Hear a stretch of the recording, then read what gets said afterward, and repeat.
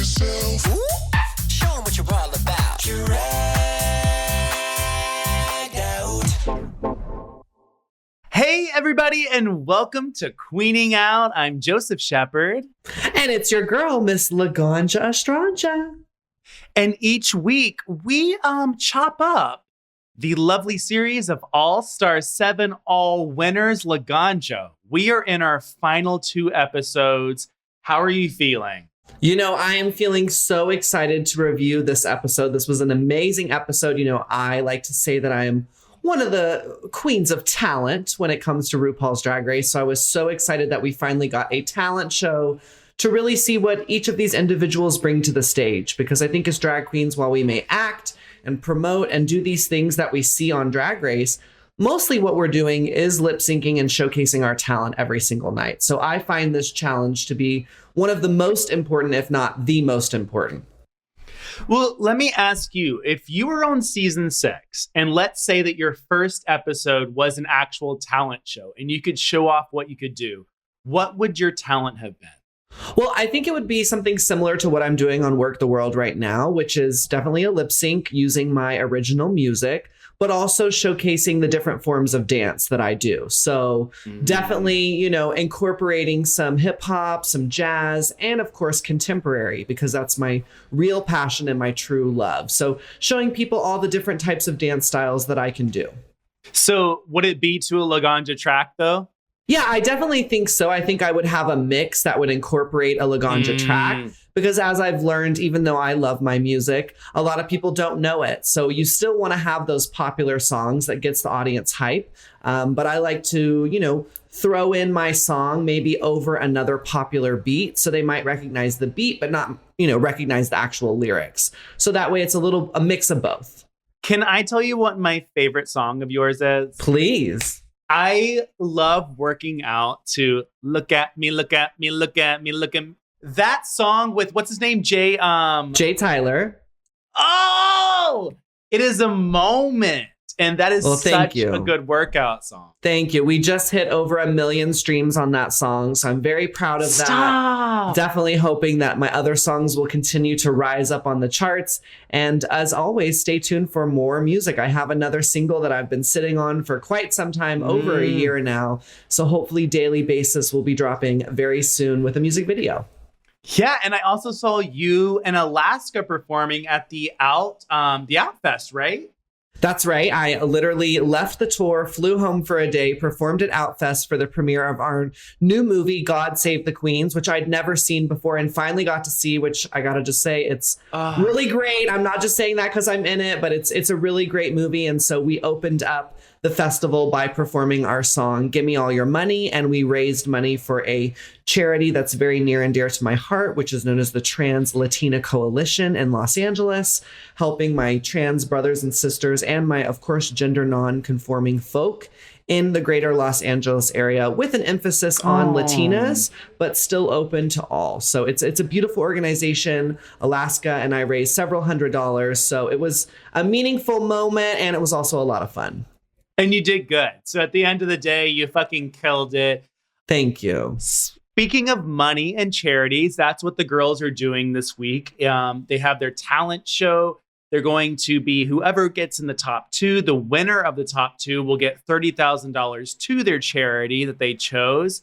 But before we get into that, I'm going to go into our inbox. I'm going to read this little message that we have. This is from Mr. Norris. Hi, Total Beauties. You beautiful people make my day. I so enjoy the Queening Out podcast. Joseph, you're so cute and glowing. Laganja, I want to say, when I saw you on the original RPDR series, I fell in love with your isms, your phrases, and your enthusiasm. I wonder if you have any thoughts about so many comedians, other queens, and other media personalities using your phrases and pops of color in their own bits as punctuation. If I recall correctly, on the original show, so many people tore you down for that. For me, you have always and continue to turn it out. Your artist friend here in Fort Worth, Texas, TJ. Oh, we got a Tex ass $$ friend in the house. Well, Thank you so much for your kind message. I couldn't agree more with you. People definitely hated on my lexicon on my season, and then a year later, they were all using it. So I just think that shows being ahead of your time isn't always necessarily a good thing. I feel that's kind of been a problem in my career, is that I'm always kind of ahead of the curve. And really, you want to be with the curve. You want to find a way to be giving the people exactly what they want when they want it. And I tend to give people what they want, not when they want it. So it's definitely been, something that I've struggled with, but I'm just grateful that in the end, it's come around to my favor. And, when RuPaul was on the Oscars and used my phrase, it was just a real reassurance that I am sickening and that I don't need to worry about those who may not be on the same wavelength as me. And I just got to continue being myself. Because at the end of the day, that's what I've always been, even since season 6. Of course, I've matured and grown, but I've always been me. I've always talked crazy. I've always said, yes, God, when I'm with my friends, and yes, mama. And that's never going to change because life is too short to talk plainly. I like to spruce it up, flower it up, literally flower it up. Okay. And, that's just who I am. That's how I was born. And I'm never going to change that for anyone just because they're offended or they don't like it or they don't get it. I also love that you were so ahead of the curve because when you actually think about it, you were saying all these catchphrases, you were saying things that meant something to you. You were in a moment. And then now it's just common vernacular. It's actually pretty crazy when you think about it. Do you think that you did have an influence on current slang and culture? I definitely do. I think that, season 5, we definitely saw a lot of slang and terminologies. I mean, my mother, Alyssa Edwards, I think she's very known for her lexicon and her isms. But I think I took that a step further and not really necessarily on purpose. It just happens that the way I talk and the way I speak when I'm in drag and in the drag scene is really extra. And I think people like extra. I think people watch Drag Race because they're maybe afraid to be that bold and that brave. And when they see me and they see someone who's confident and comfortable in their skin, it gives them permission to be the same way. So, I see a lot of memes of people oh, here's another white gay talking like Laganja. And, at the end of the day, I'm proud of that. I think it's a really special thing that I did and that I brought forward to the culture. And I love, hearing my lexicon even in straight arenas. I think come on, insert whatever has become such a thing. I hear that all the time now. So, I'm very proud. I'm very proud that I stuck to my guns. I stuck to who I was and never really, faltered because it wasn't popular. I totally agree. And I love that you are who you are. And I love that, looking back on it, those types of phrases are now in our vernacular. Now, thank you so much, TJ, for writing that message. Next up, we have a message from Hernando. Hernando says, "Hi, Ganja. Hi, Joe. My name is Hernan, and I'm from a little country in South and Latin America called Uruguay, which technically means European. So sorry if my English doesn't translate. I've been such a fan for years now, always keeping up with you both. I hope I get the chance to meet you someday." Me too, Hernan. A little tea from last week's All Glowed Up Runway. Trinity was one of the guests on Roscoe's viewing party, and she stated that Raja's look cost her $15,000. And it was a consignment, so she had to return it to the designer after she presented it on the runway, even though she paid the designer to make it. I don't know how I feel about that. Don't know if it's a common thing, so please educate me so I can wrap up my mind. To wrap this email up now, I would like to know, to Ganja, how do you feel about the queens having to invest so much money on Drag Race and they don't know if they're going to make the money back? To Joe, seeing you invest in the drag world, have you ever considered doing drag? Anyways, thank you both so much for giving the people content and hours of entertainment, happiness, and joy, which are very necessary in these times. A very warm and kind hug from down south. H. So Ganja, how do you feel? Do you feel that when these queens go on the show and they invest all this money on Drag Race, do you think that getting it back is in their heads? What's in their minds, do you think? Well, first I want to say that your English translated very well. So Yeah. don't be fearful there. We completely understood you and you spoke very eloquently. So good job on that. Second, I would say, most girls I do not believe are purchasing things on consignment. I believe most girls are investing the money in their clothes because they're going to want to wear their clothes after the show, to do photo shoots, to wear at meet and greets. So I think that was definitely a unique example that we saw with Raja there. Thirdly, for me, that's one of the main reasons I don't go back to All Stars is because of how much you have to invest into the looks. And the truth of the matter is you will make it back. It is true. I absolutely believe that most girls do make back what they spend, but it's still just such a huge commitment. And one of the things that I would love to see the show do is give everybody the same budget. So let's say $10,000 per contestant, and then it would be up to the contestants to figure out a way to finagle and work within that budget. I think that would be sort of even out the playing ground. But yeah, I think at the end of the day, these girls invest and they make it back, and props to them. It's up to each individual on what they want to do. But for me personally, I'm not going to invest $25,000 on a potential, being sent home first. Obviously, this season was different and no one got sent home, which I think is really great because we got to see all of their investments come to life. Yes. But for me, I don't know that format is going to stay that way. And so I just wouldn't risk that. I finally created a savings account for the first time ever last year, and I'm trying to keep it that way. Oh, I love that. I also love that, thinking about it, these queens are going into this. They are spending so much money, and then they want to use these looks afterwards. Because also, if there's a killer look, the fans want to see that on a tour, on a runway, on a show. They love seeing that. And to answer your question about me ever doing drag, I've been put in drag a couple of times. It has not been the cutest thing. I believe if somebody could do my makeup correctly, maybe so. So Laganja, should we do that sometime when you're here? We see what it looks like? I mean, I wouldn't consider myself a makeup artist, so I don't know that I'll be any better than the other times you've been put in drag, but I'm definitely willing to give it a go. The first time I was ever put in drag, I was probably 21 years old, and my friend Trevor, he was so excited. He was like, I want to put you in drag. Literally, if you were to take how you look right now, change your hair to brown, I'm an old Jewish woman, and then change your makeup to look like you aged 40 years. That's exactly what I looked like. So that's kind of scared me away. Yeah. Understandably. Well, thank you so much for that email. And the last email we have is from Sophie. She says, hi, Joseph and Laganja. Just wanted to write and say how much I love listening to Queening Out.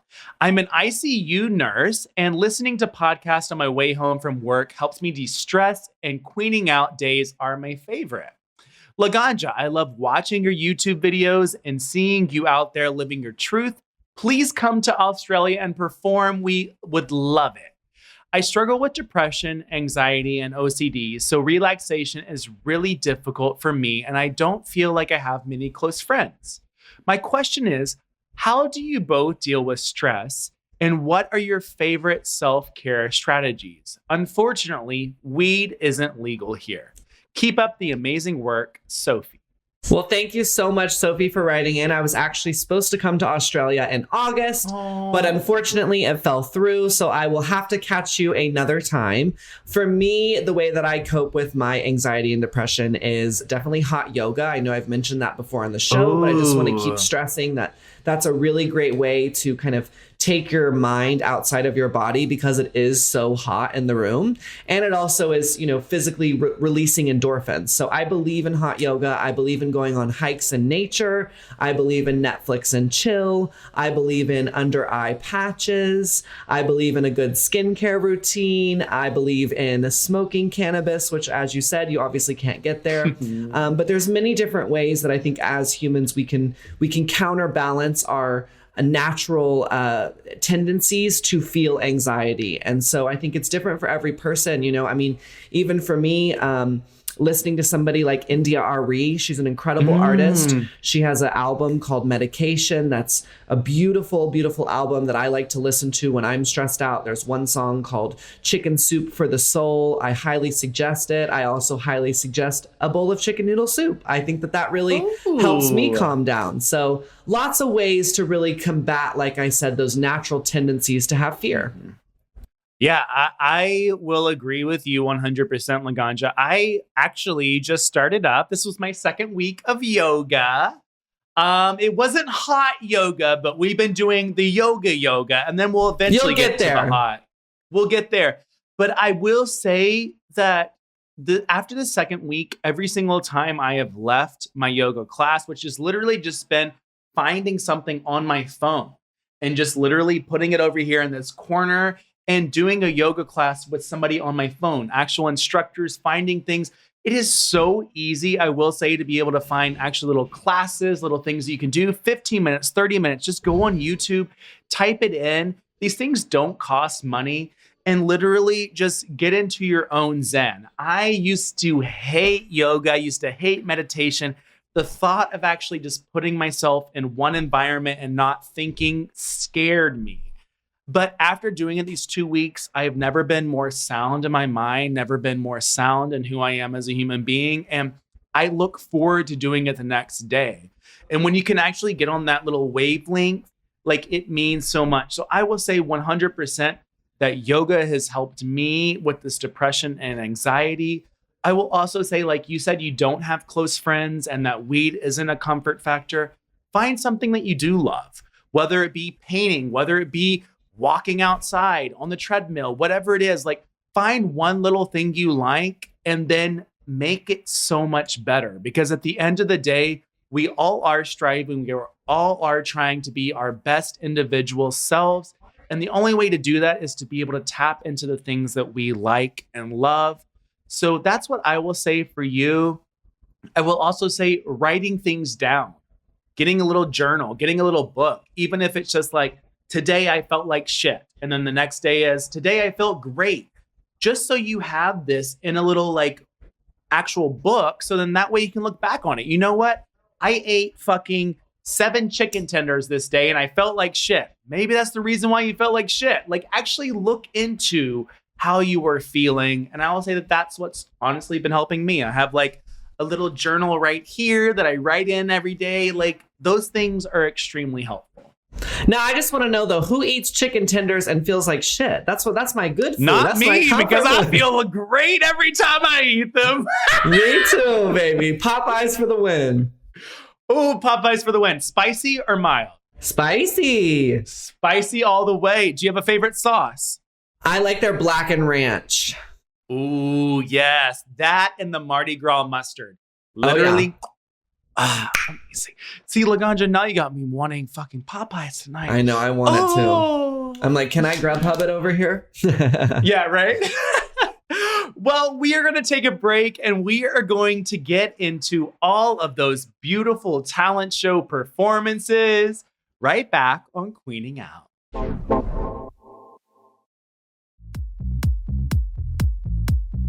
All right, you guys, we are back again with Queening Out. It's your girl, Miss Laganja Estranja, and here with me is my fabulous co-host, Joseph Shepard. That's right.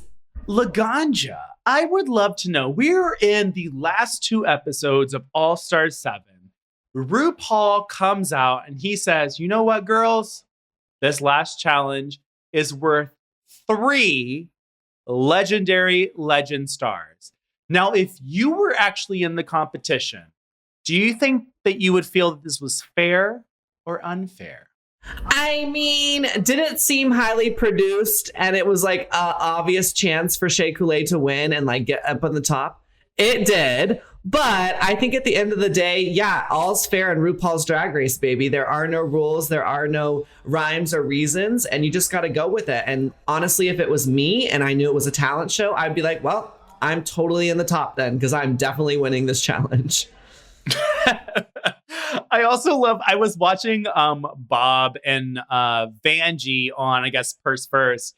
And literally, Bob was like, Jinkx could have come out and just like farted on the track and everybody would have been okay with it. And she would have gotten through. Like she's literally in. It doesn't matter right now. And I was like, that would have been so funny. Like Jinkx just doing something so out of the line. But yes, it is RuPaul's Drag Race. We have 3 stars up for bat. First out of the box was Trinity the Tuck. She came out with a little Southern Hospitality, which was a song of hers. And she was in a little hoedown number. She pulls out the Daisy Dukes. She has some plaid number underneath. And then at top of all that, at the very end when she was done, she got poured with a whole lot of ice cold tea on herself by some male dancers.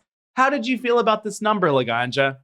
You know, I felt it was very safe. I got to be honest. I liked it. It was cute.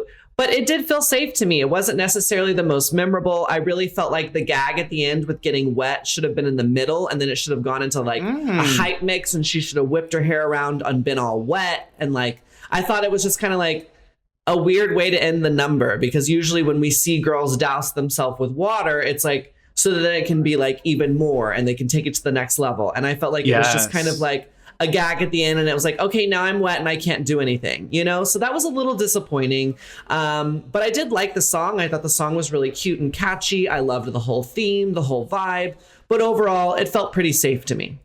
Yeah, I kind of feel the same way. I feel like she went for an area which she knew that she could excel in, but she didn't push herself to the extreme. So all in all, I think that she did a good job. But like you said, I feel like it was a very safe number. Next up, we had Miss Shea Coulee. She performed, I believe it was called Your Name. And actually, like looking into it, one of my favorite musicians actually made this track for her and with her, Sam Sparrow.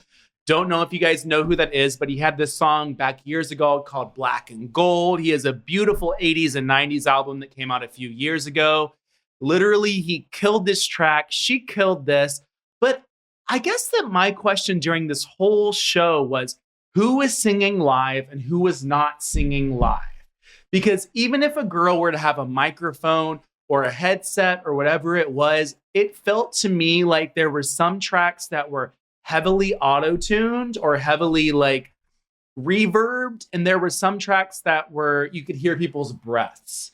So do you think that people were predominantly lip syncing or singing? Like, was that added after? What do you think?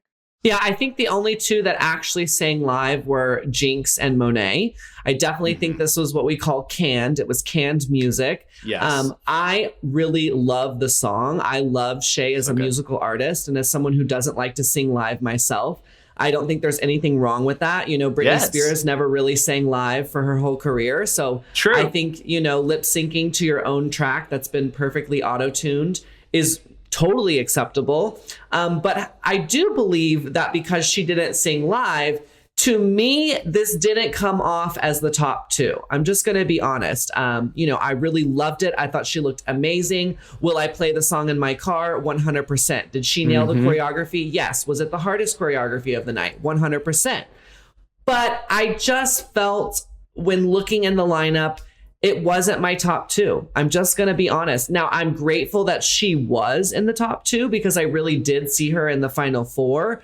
But it just felt a little too produced. That's all I'm saying. It felt a little too like, okay, and now we're going to give her this and we're going to do 3 stars and she'll be able to make it. And in that aspect, it felt a little bit unfair to me, to some of the other contestants who have been keeping a higher track record. But at the end of the day, I am glad to see her in the top 4. However she got there, I'm glad she got there. And I do believe that she definitely killed it and was in the top that night. I'm just not for sure it was my top 2. I will agree with you there. I think that it is just a very hard line in distinguishing like talent, because at the end of the day, like you said, she's not singing live, but she is dancing. This was a song that she did. She's doing different things. She had a telephone booth and all of these different props, and she made it a great performance. But does that actually equate to talent in the grand scheme of things? And it's like when you do have people like Jinkx and Monet who are singing live and they are hitting those notes, does that equate to higher or lower than what Shay was? So I will totally agree with you there. I think that she did kill her performance. I wish that she would have at least sung over her track. So then that way you would have at least heard a little bit of a vocal and I would have been like, okay, you know there what? There it is. Exactly. Like, yes, Britney Spears can't hit all of her moves, but you know what? She went out for a great performance. It was a great dance choreography and I heard her voice over the track. Like you would be, okay, cool, wonderful. But for me, like you said, it wasn't in the top 2 of the performances. Next up, we had Jada Essence Hall. She was lip syncing her song Look Over There. What did you think about Miss Jada? You know, I loved Jada's look. I loved her vibe. I loved the choreography. I thought the song was super catchy. But again, for me, it felt a little bit safe. I definitely felt like she kind of was in the middle. As someone who was watching this, I definitely took note to myself, if I were to ever do this, not that I'm going to, but if I were, you know, I think if you're going to do an original song, you do have to perform it live. You do have to have that live vocal, or otherwise it just becomes safe and you blend in with all the other girls who are doing their original tracks and lip syncing. I do think that it was better than Trinity's. I do. I think the song was catchier. It was more my vibe of the song. And definitely the whole aesthetic was more my vibe. So I definitely vibed with it more. But I still would put her in kind of the safe category. I agree with you. I think that the song was great, but there wasn't anything that was really pulling me into the song. The Look Over There movement as she went like left to the right, it was cute and it was there. But at the same time, like I was looking at things in a whole. And when I talked to Jinkx this past week, I was like, I really loved your witch, like glowing, like, you know, look. And she told me, she was like, oh, I'm really glad that you liked it. I actually was going to do a full witch look for the reveal outfits. That's what I wanted. Like, yeah. And she was like, but the thing is that when I talked to like my designer or whatever, we were like, let's just like break this up because we didn't want to give somebody witch already for the reveal and then witch again.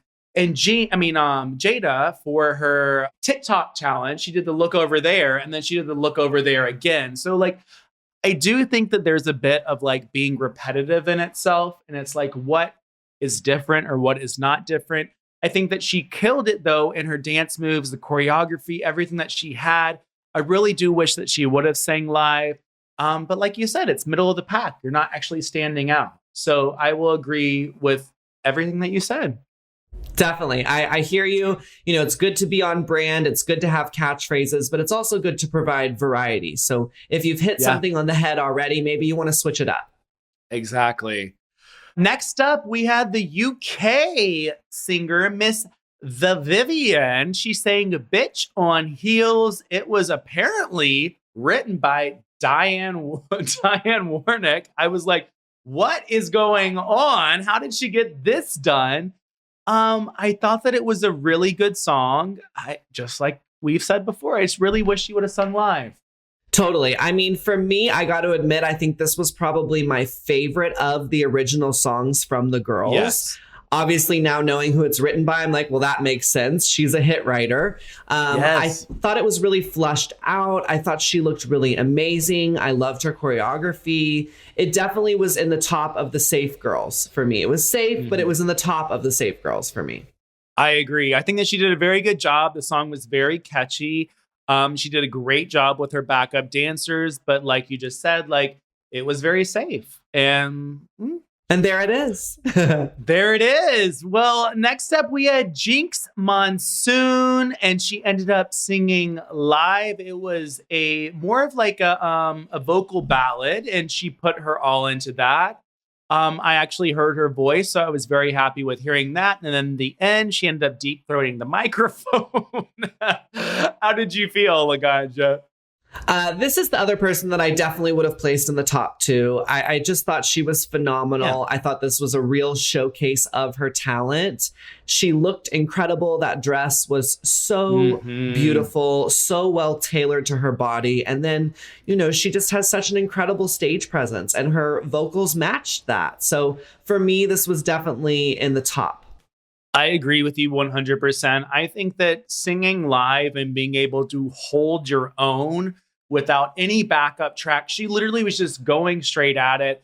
She delivered a performance. It is Jinkx. It's who she is. I think that she, in my personal, out of all of these top 8, like I would say that she was in my top 2. I think Me she did a too. really good job. And that outfit on her looked flawless. That blue on her, like, please, blue, that little light turquoise blue with that beautiful orange hair. Keep doing that. That literally looks stunning on you. My top 2, I would say. Absolutely. Hands down. Well, next up, we had Evie Oddly. She did a full lip sync number. She came out in a box, and I thought that the person dragging the box was her, but it wasn't. She was in the box. She pops out. She does a full choreographed number. There are full kicks and splits and everything that you could expect. What did you think? You know, I thought it was really great. I thought she showcased her talent. Absolutely. Not only her contortion style, but just her overall physicality that she's able to bring to the stage. I definitely loved the switcheroo at the beginning. I thought that was very clever. I do believe it was safe. I know she was in the higher rankings, but for me, it was still safe. Not the most memorable, except that original gag of not expecting it to be her coming out of the box. But I like that she pushed herself and, she spoke a lot about her physical ailments and, the fact that she pushed herself and pushed her body to do that, I thought spoke a lot about herself and spoke more importantly about her talent and the fact that she really commits to her physicality as a performer. I agree with you. I think that the thing that set her apart was when they had the Tic Tac lunch and she was talking about those ailments, because I think that a lot of people don't necessarily know what it is. And she has EDS, which is Ehlers-Danlos syndrome, which is basically, it's comes hereditarily, it comes genetic, and the skin is extremely stretchy. Your bones and everything, the connective tissues in between your actual bones are a lot different than what a normal person's would be. So the rubbing and how it actually works against the ligaments and everything is a lot more complex.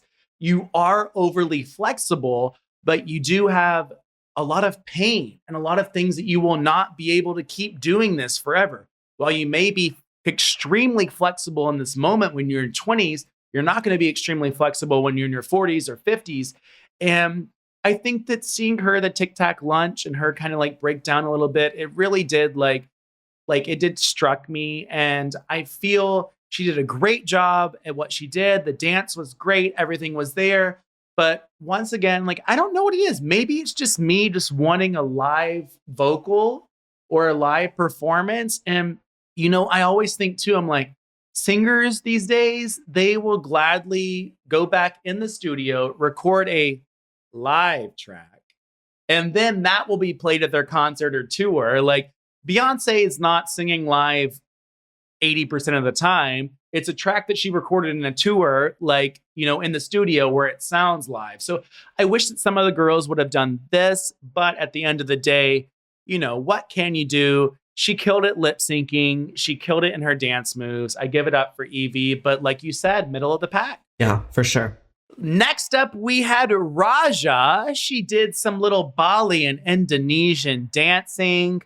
I will say that my opinion is I think she did a great job. However, I don't know if any of you guys have watched Real Housewives of New York, but Ramona Singer was given the gift and the privilege in the early seasons of walking a runway. And when she walked this Fashion Week runway, her eyes the whole time were like bug eyes. And she was and that's how I felt about Raja. I felt like she killed it in her dance moves, but her eyes were just like they were so big and so there. And it just felt like her face wasn't fully into the dance. And I know that can be a very hard thing. I am not a dancer. I cannot fucking take a move. That's why I'm Laganja. If I ever put out a track and we need to have lovely choreography, you're going to do it. And I'll Photoshop my head on your body. I cannot. But there was something about the face wasn't fully there with the body. And I think that that's what really took me away. I think that it was a beautiful dance. Great that she represented her culture and where she was from. She called it out and she said this was the only dance that is done by both male and female dancers. So I did enjoy that, but it was the face that wasn't there for me. Yeah, absolutely. I understand where you're coming from. You know, I don't have a lot of knowledge when it comes to Indonesian dance. I do, however, have a lot of knowledge when it comes to Indian dance. I was actually on an Indian dance troupe my freshman year of high school. And then later in my senior year, when I became a Young Arts winner, I was placed with a lot of Indian dancers. So I got to see that type of dance done up close. And what makes Indian dance to me so remarkable is the expressions on the face. There are definitely big eyes, but then they also do other things with their eyes to tell the story. And I felt like Raja didn't really fully capture that. She definitely brought a beautiful cultural reference to the show and educated so many young minds, which I think is so important. And I definitely think she showcased her talent. You know, it takes a lot of talent to do these specific cultural dances. But I did feel overall, and maybe it was the way it was edited, right? That we were just getting big bug eyes. We didn't necessarily get a lot of storytelling with her face besides the bug eye. And I wish we could have seen more micro expressions with her mouth, with her nostrils flaring. I mean, these are things, like I said, that I know are typically done in Indian dance. So maybe it is different for Indonesian dance. But I felt there was something a little bit lacking. However, I still place her in my higher ups because she brought something different and she brought something that no one else could do. And that to me is talent. I agree. And last up, we have Miss Monet Exchange. She had her opera singing. It was pulled out apparently last minute from what I read. She apparently was going to sing a song from her upcoming album, but she changed it within the last episode. So I guess she changed it last minute. And I think that it was a great choice that she changed it at the last minute. She blew me away. I had no idea that that voice could come from Monet Exchange. I am also very disappointed that Monet questioned her ability to be able to perform so well. Like, she's kept this in the closet for so long. She hasn't performed. She went to school for this. And I hate that us as a culture sometimes, we believe that we can do something so great. And then we get disinfluenced by the people around us or the criticism that we have around us. And then you kind of like put that in a little bottle and you don't want to visit it again. And it's like, that's how I felt about Monet. Like, I feel like she like tucked it away, didn't necessarily know what was it for now. She's doing drag. And then once she brought it out, it's like, bitch, yes, thank you. You fucking killed it. And I'm so glad that people are so receptive to this because so many times us as performers or individuals or entertainers, we believe that we may have something or we may have a talent and it may be taken down so many notches, but that moment you fully dive yourself into and you exude it. I'm so glad she did that. So this was the number one performance for me tonight. Like top. Loved it. I'm so glad that she changed her mind last minute. Yeah, I couldn't agree more. She was fucking fabulous. This is the definition of showcasing your talent. I think it is so beautiful to see someone in full drag sing that low. I understand why she would feel like the way she did and she would block this and not allow this because she didn't want to be seen as something more masculine when dressed as a feminine entity. But I thought it was just phenomenal. She's so talented. She nailed it 100%. Everyone should go and download the single because she did record it for us. Yes. And you should continue to show her your support because I would totally go see her in a full operatic concert doing this in drag. I mean, I totally would. I just think it is so special, so unique, and definitely my favorite performance of the night, 100%. She was flawless. I could not agree with you more. She was completely flawless. She totally deserved her win, which we're going to get to in just a second. So you guys, we're going to take a break and we're going to be right back and let you know who the top two are and also who's making it to the top four. Plus, we're going to listen to your voicemails. So we'll be right back.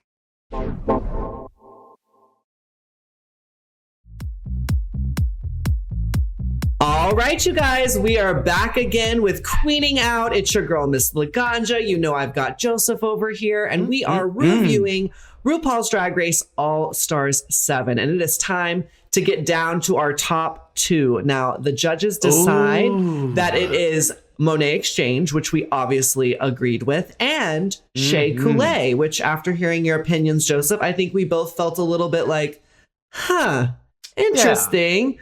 But nonetheless, I'm so happy that Shea got this award because that awarded her enough stars to make it to the top 4.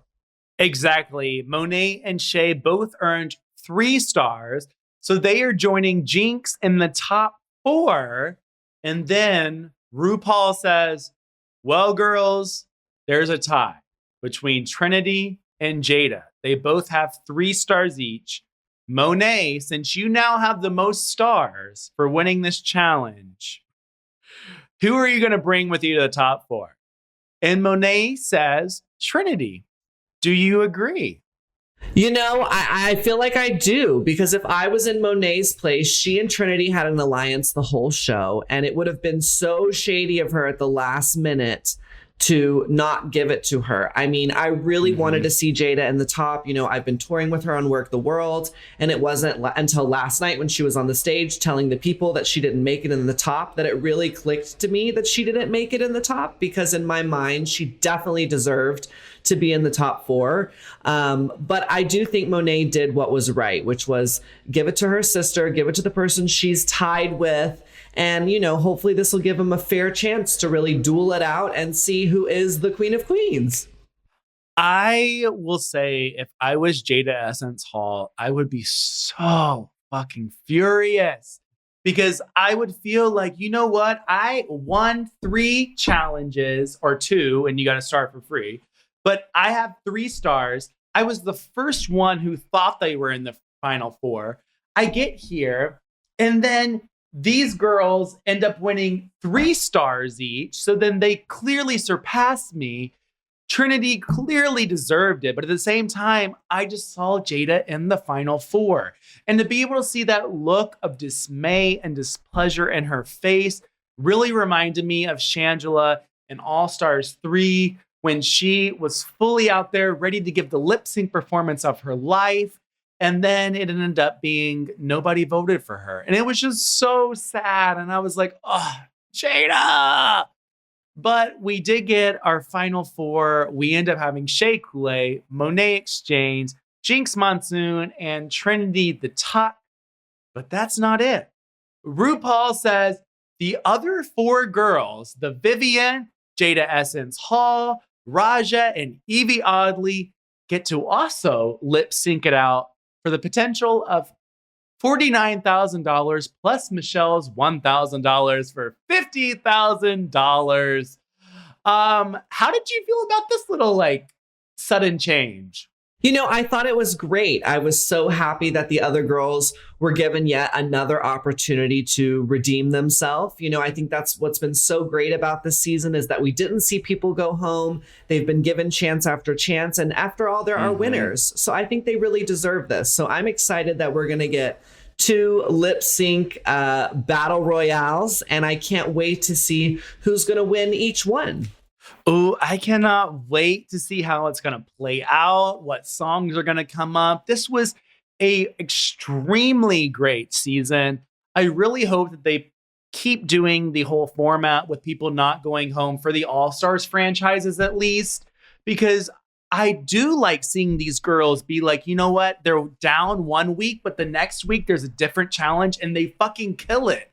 And it's like, you know, you can't be all subjected to one little box and one little thing. I guess my one question to you is, Laganja, if somebody is not a lip syncer and they get into these final rounds where there are a lip sync extravaganza phenomenon challenge, do you believe that it should just be based off the lip sync, or do you believe that it should be based off the performance as well? That's a good one. You know, I think in fairness, it should be based off the lip sync. I really do. But I am also one for track records. And I think as a judge myself, it would be very hard for me to ignore their past record and just be looking at the performance. But we've seen it so many times when someone gives a better performance, aka Eureka, and they don't win over the other competitor because of their track record. And it doesn't feel fair, because the whole idea of this lip sync thing is that we're judging this moment for this moment. So, you know, at the end of the day, if you're a drag queen competing on RuPaul's Drag Race, well, mama, your lip syncs better be together. I mean, it's just, it's what we do. So there really is no excuse there to me.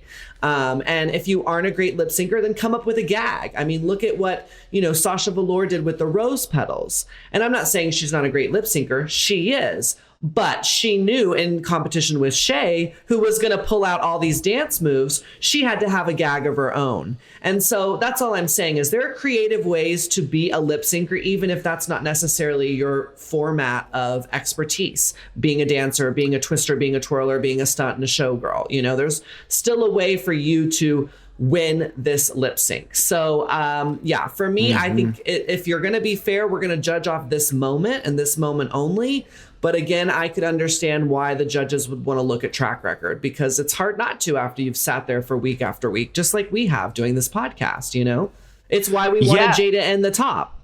Yes. And I think what you said too was perfect. Like you said that Sasha being like, you know what, Shay is a great dancer. What can I do to be able to top that? I'm not a great dancer, you know? So she did the rose petals. And it's kind of like how Jinkx was in the TikTok challenge. She was like, I can't dance, but I can give you peanut butter or whatever in comedy, and I'm going to do the best of that. It's literally finding their own lane and being able to excel in that, because at the end of the day, you're always going to have a Kennedy Davenport fucking kicking your ass and dancing. But what can you do to be able to outshine? So I think that this is going to be a great Final Four. We have some great dancers. We have some great lip syncers. We also have some people who aren't known as great dancers or lip syncers. So we will have to see how that goes. We are going to take a break. We are going to finish this podcast off with our inbox, our voicemails, and we'll be right back.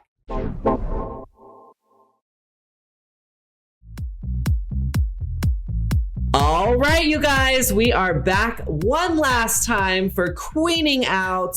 It is the episode before the grand finale of RuPaul's Drag Race All Stars 7. We've got our top 4. So excited to see who is going to finally take the crown for Queen of all queens. Oh my God, I can't even believe we're here. It seems like just yesterday we were doing this podcast. You and me in a room on the top of some random floor with no air conditioning. Yep, I believe that is actually very accurate. Yeah. And now I'm in a lovely bathroom. So, you know, hey. A bathroom about to go out on the Work the World tour. That's right. Salut, ça va bien? Joseph Shepard and Laganja Estranja. Bisous de Québec. So I just said, hey, how are you? Kisses from Quebec. Hi guys, I'm Joey, and obviously I'm coming to you from Quebec.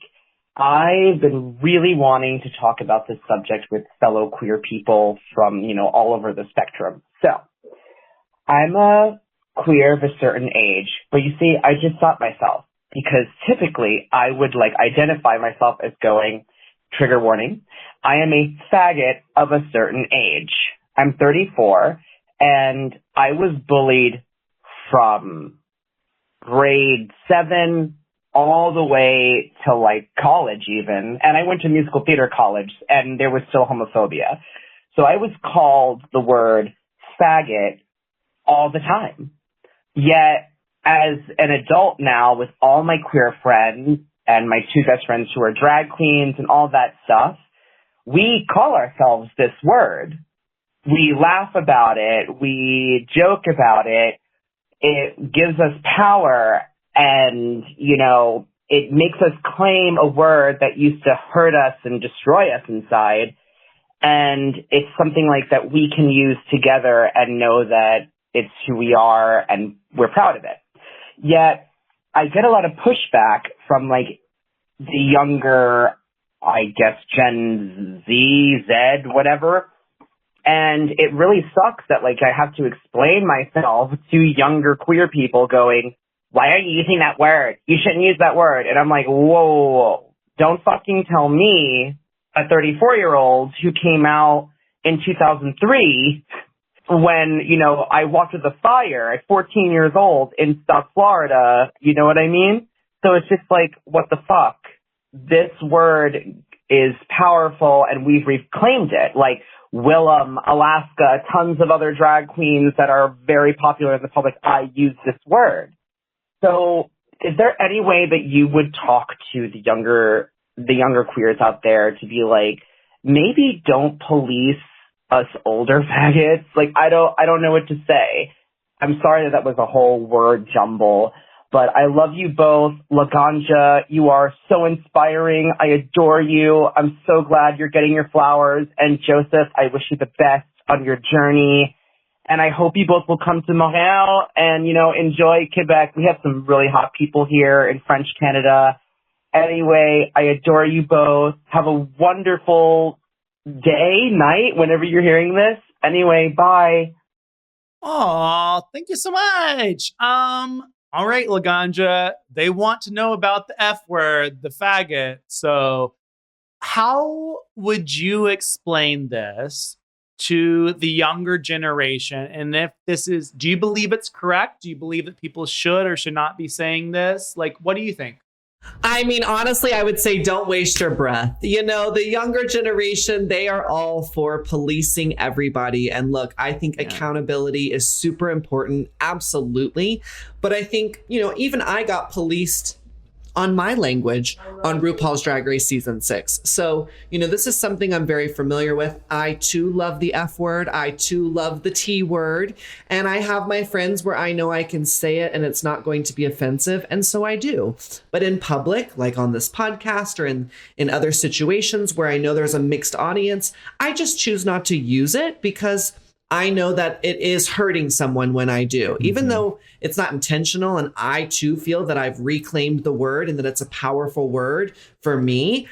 I just don't like to rock the boat. And so it's easier to just not say it in certain situations, you know, when it comes to dealing with the Gen Z, when it comes to dealing with the public, when it comes to dealing with making content. But yeah, absolutely. Behind closed doors, I use the F word. I use the T word. I mean, you know, for me, especially as a trans woman, you know, I feel very empowered when I use that word. So I think to each his own. I think at the end of the day, you know, this idea of trying to get rid of these words that have a lot of negative connotation behind them isn't necessarily a bad thing. You know, I find it very interesting because as someone who likes to use these words, I can still also understand how this is really hard and how this really can hurt people, you know? So I think at the end of the day, like I said, know your situation, know where you are. And if you're in a place where people are understanding that you're not using it in a negative way,